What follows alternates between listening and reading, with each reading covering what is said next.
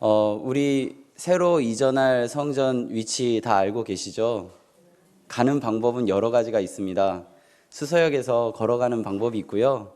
그리고 걸어가는 게 조금 힘드시면 뛰어가셔도 됩니다. 그리고요, 버스를 타고 가셔도 되고요. 자기 자가용으로 가셔도 되고 아니면 교회 버스를 이용해서 가셔도 됩니다. 그런데 어떠한 친구가 수서역에서부터 우리 새로 옮기는 성전으로 가는 방향을 알고 있습니다. 그런데 그 방향을 알고 있음에도 불구하고 가락시장으로 간다면 그 친구는, 그리고 그분은 과연 알고 있는 것일까요? 우리가 알고 있다고 다 아는 것이 아닙니다. 그 알고 있는 대로 행동해야만 정말 알고 있는 것이라고 할 수 있습니다. 제가 이 자리에서 한 가지 책을 소개해 드리려고 하는데요. 32개 국어로 번역됐고 2,500만 부 이상 판매된 책입니다. 10년 동안 미국에서 그 베스트셀러를 조사하는데 항상 상위권에 10년 동안 위치했던 바로 그 책. 우리나라에서는 1994년에 초판이 인쇄되었고요. 2003년까지 무려 444번 인쇄를 한 바로 그 책. 그 책은요, 습관은 우리를 좋게 만들 수도 있고 망가뜨릴 수도 있다라는 내용을 담고 있고요. 성공하는 사람들의 7가지 습관을 소개하고 있는 책입니다. 어쩌면 책꽂이에 한 권 정도는 다 꼽혀 있을 수도 있고요. 저희 고향집에 전화해 보니까 저희 고향집에 아직도 꼽혀 있는 바로 그 책입니다. 이 책은 바로 스티븐 코비 박사가 쓴 성공하는 사람들의 7가지 습관입니다. 이 책으로요, 많은 곳에서 교육 프로그램을 만들어 교육을 시켰고, 이 책을 읽으면 정말 성공할 수 있을 것이라는 생각으로 정독하고 또 정독하고 또 정독하고 공부하는 바로 그 책입니다. 그런데 스티븐 코비 박사가 사망하기 1년 전에 이상한 소문이 돌기 시작합니다. 어떤 소문이었냐면 성공의 권위자라고 하는 이 스티븐 코비 박사가 파산했다는 충격적인 소문인 것입니다. 그래서 스티븐 코비 박사를 한 언론에서 찾아가서 인터뷰를 했는데요. 도대체 이 소문의 진상이 무엇입니까? 라고 물어봤을 때 스티븐 코비 박사가 이렇게 대답했다고 합니다. 성공하는 사람들이 7가지 습관을 실천하지 못했기 때문에 파산했습니다. 알고 있었는데 행하지 않으면 그것은 틀린 것입니다. 우리나라 속담에 천리길도 한 걸음부터 구슬이 서말이라도 꿰어야 보배다 라는 말이 있습니다. 천리길인 걸 알면 뭐합니까? 한 걸음을 내딛지 않으면 그 천리길 끝을 볼 수 없습니다. 구슬이 서말인 걸 알면 뭐합니까? 그것을 꿰지 않으면 보배를 볼 수 없습니다. 창세기 22장에서 하나님께서 아브라함에게 이렇게 이야기하십니다. 너희 아들, 내 사랑하는 외아들 이삭을 데리고 모리아 땅 앞으로 가서 그를 번제물로 바쳐라. 믿음의 조상으로 기억되는 아브라함, 성경의 표현을 그대로 빌리자면 다음날 아침에 일찍이 모리아 땅으로 출발했다라고 기록합니다. 아브라함은 하나님을 알고 있었습니다. 하나님을 알고 있었기에 그 명령에 순종했습니다. 성경 어디에도 하나님은 그런 명령을 하지 않을 것이다 라는 의심하지 않았고요. 하나님은 그런 명령을 하실 법한 분이 아니기에 그 뒤에 숨은 뜻이 있어서 내가 그 뜻을 몰라서 그것을 바로 이행하지 않는 그런 이야기는 없습니다. 자신의 이 생각을 동조해 줄 사람을 찾아가지도 않고요. 자신의 생각과 함께 해줄 사람을 찾아가 의견을 나누지도 않습니다. 바로 다음 날 새벽 동이 틀 때 하나님의 명령하신 그곳을 향해 아브라함은 갔습니다. 알았기 때문에 행했습니다. 그렇기 때문에 우리는 아브라함을 믿음의 조상이라 기억하고 있습니다. 어떤 율법 교사가 일어나서 예수님에게 물어봤습니다. 선생님, 무엇을 하여야 영생을 얻습니까? 예수님께서 되물으셨습니다. 율법에 무엇이라 기록되었으며 어떻게 읽느냐? 율법 교사가 자랑스럽게 신명기 6장에 있는 말씀으로 대답합니다. 내 마음을 다하며 목숨을 다하며 힘을 다하며 뜻을 다하여 주 너의 하나님을 사랑하고, 어깨가 하나 더 올라갑니다. 레위기 19장에 있는 이야기로 덧붙여 이야기합니다. 또한 내 이웃을 내 자신과 같이 사랑하라 하였나이다. 예수님께서 대답하십니다. 내가 대답이 옳도다. 이를 행하라. 그러면 살리라. 율법교사가 또 예수님께 물어봅니다.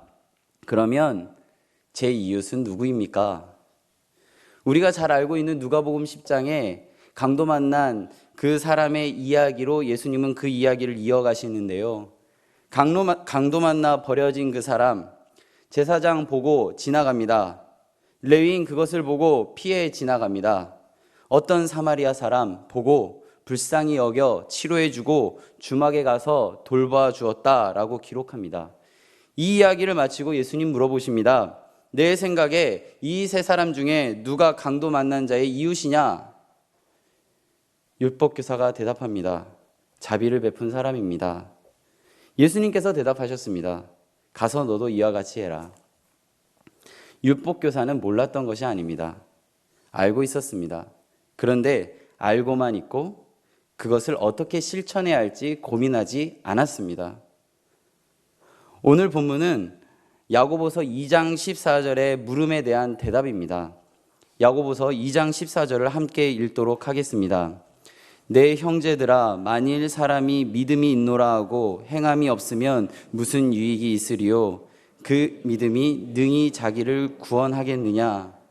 15절부터의 내용을 보면 만일 형제나 자매가 헐벗고 일용할 양식이 없는데 너희 중에 누구든지 그에게 이르되 평안히 가라, 덥게 하라, 배부르게 하라 하며 그 몸에 쓸 것을 주지 아니하면 무슨 유익이 있으리요? 이와 같이 행함이 없는 믿음은 그 자체가 죽음인 것이라.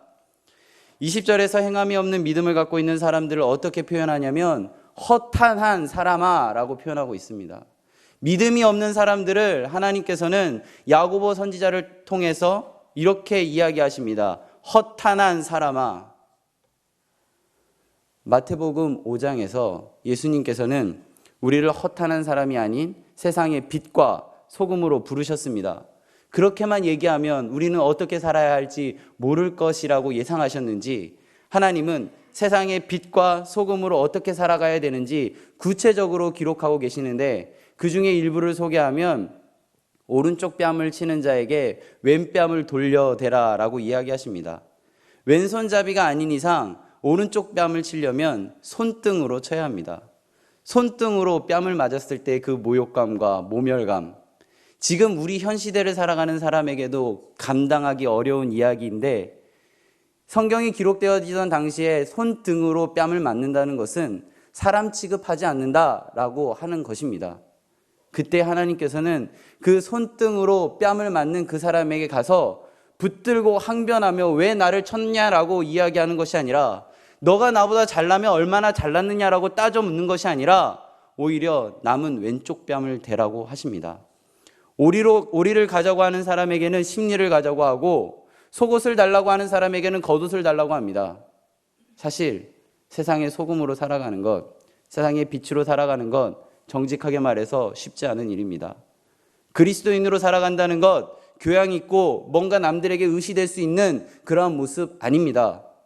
하나님께서는 이 이야기에 이어 이렇게 이야기하십니다. 사랑하는 사람에게 사랑한다고 하는 것, 너희들이 매국노라고 손가락질하는 세리도 그렇게 하고 있다.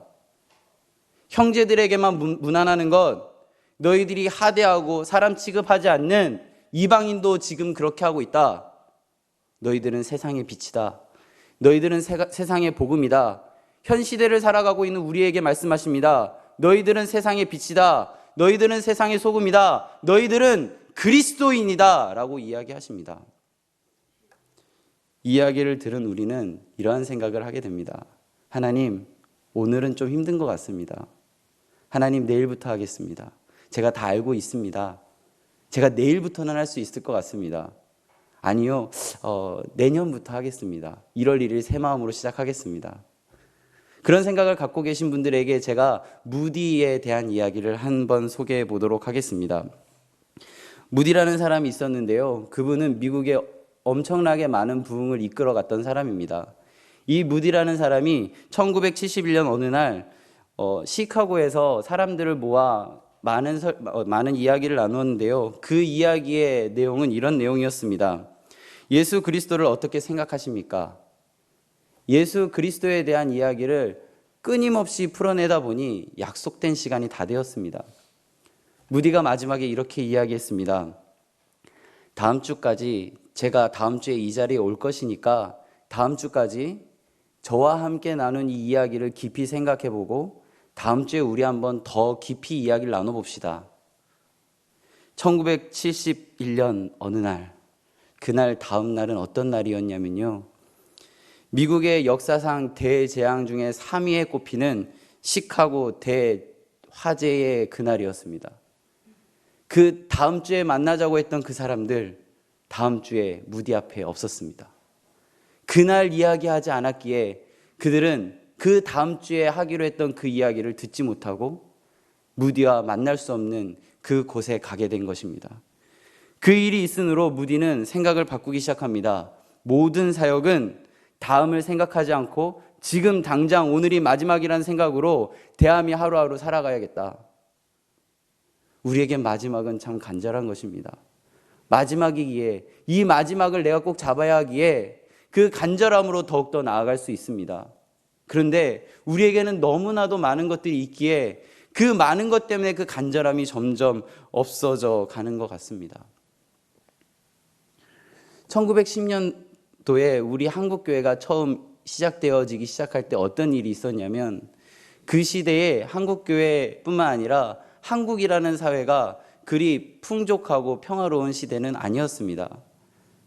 한국교회에서 기도에 힘쓰던 사람들이 어떠한 생각을 하기 시작했냐면, 내가 기도하지 않았기에 우리나라가 이러한 상황이구나 라는 생각을 하기 시작했습니다. 그래서 그들의 마음 가운데 하루에 처음 새벽에 나와 하나님께 죄를 고백하고 하나님께서 이 나라 그리고 나의 조국, 나의 터전을 보호해달라는 기도를 하기 시작했습니다. 사람들이 새벽에 모이기 시작합니다. 끊임없이 모이기 시작합니다. 점점 자리가 모자라자 약속된 그 기도의 시간보다 조금씩 일찍 나오기 시작했다고 합니다. 그러다가 모이기로 시작한 시간보다 한참 전에 많은 무리의 사람들이 모이게 되었고, 그때부터 사람들이 그저 혼자 있는 것이 멋쩍어 시작된 게 철야 기도회입니다. 우리 한국교회는 그러한 역사와 전통을 자랑하고 있는, 그러한 누구에게나 자랑할 수 있는 그런 이야기거리가 있지만, 지금 우리 한국교회에는 그러한 모습들이 있습니까? 한국교회가 위기라고 합니다. 그 이야기를 할 때 항상 숫자를 가지고 이야기하는데, 제가 고등학교 다니던 시절 근 20년 전에는 저희 모교회가 어른들만 1,500명 정도 모이는 교회였습니다. 그때 제가 소속되어 있던 고등부는 200명 정도 모였습니다. 사실 그러한 추억 우리 다 있습니다. 그런데 지금 한국교회는 50% 정도 되는 교회가 중고등부가 없습니다.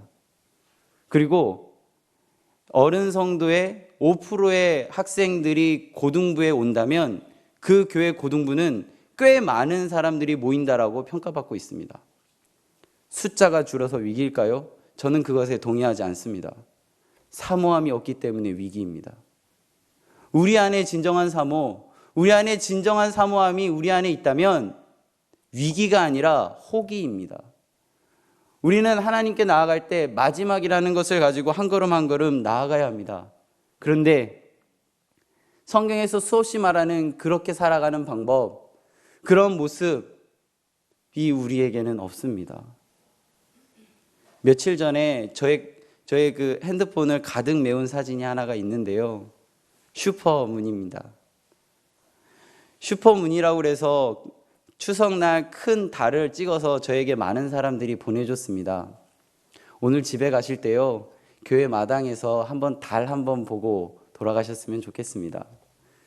옛날 사람들은요, 달이 정말 빛을 낸다라고 생각했습니다. 그래서 그 빛나는 달 앞에 정한수를 떠놓고 끊임없이 기도를 했다고 합니다. 과학이 발달하고 달에 사람들이 우주선을 타고 가봤더니 달에는 빛이 없습니다. 황량하기 그지없는 그 땅, 그 땅에서 어떻게 빛이 날까를 고민하고 연구한 끝에 그 빛의 근원은 태양이라는 사실을 알게 되었습니다.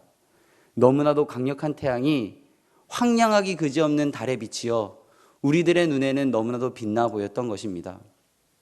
우리들의 모습이 달의 표면과 같이 황량하고 달의 표면과 같이 다른 사람들에게 보여주기는 부끄러운 모습들이지만 너무나도 찬빛 되시고 너무나도 강력한 그 빛을 갖고 계신 예수님의 그 빛을 받아들이고 그것을 알고 세상에 그렇게 행동한다면 우리들의 모습이 아닌 예수님의 모습이 보이기 시작하는 것입니다.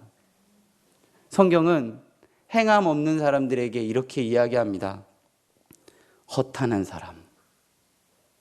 예수님은 우리에게 이야기하십니다. 세상의 빛과 소금. 제가 어제 오늘 설교를 준비하면서 궁금함이 들었습니다. 그래서 검색할 때 가장 많은 정보를 얻을 수 있다라고 하는 구글 사이트에 가서 설교라는 단어를 쳐봤습니다. 약 293만 건이 검색되었습니다. 유튜브라고 해서 영상을 쉽게 볼 수 있는 사이트가 있는데요. 거기서 설교라는 단어를 검색해 봤더니 27만 1000건이 검색되었습니다. 수많은 설교, 수많은 성경 공부가 우리들의 주변에 있습니다. 그것이 좋든 안 좋든, 그것이 진짜든 가짜든 우리는 조금만 노력하면 설교를 들을 수 있고 조금만 노력하면 성경 공부할 수 있습니다. 아무리 많은 설교가 있으면 뭐합니까? 아무리 많은 성경 공부가 우리들의 주변에 있으면 뭐합니까? 그 모든 것을 죽은, 흐트러지는, 흩날리는 이야기로 하는 그것, 그렇게 만들어버리는 것, 그것이 우리들의 이해도입니까? 우리들의 지적 수준입니까? 아닙니다. 바로 행함이 없는 것입니다.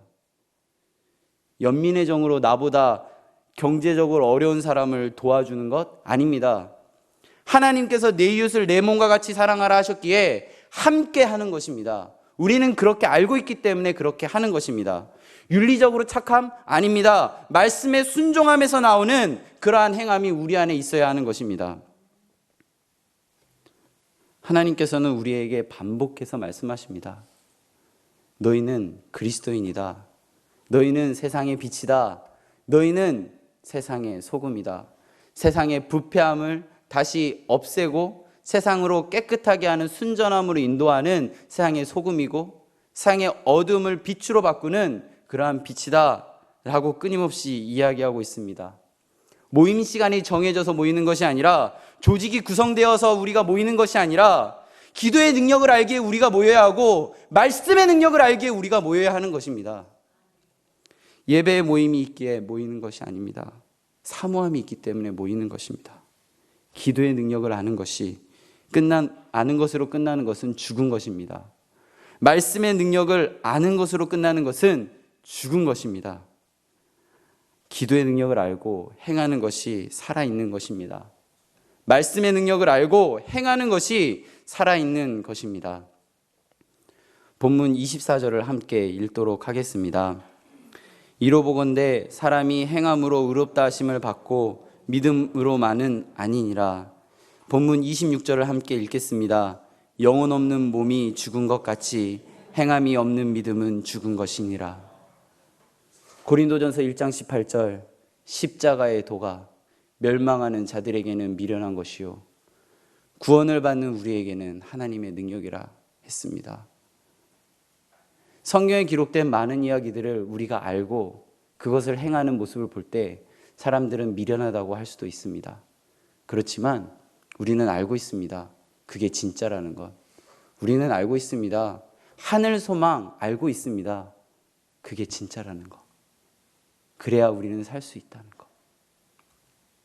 알고 있음으로 끝나는 죽은 자의 모습이 아니라 알고 있음을 행함으로 옮기는 산 자의 모습으로 의롭다 하심을 받는 그리스도인으로 살아내길 간절히 소망합니다.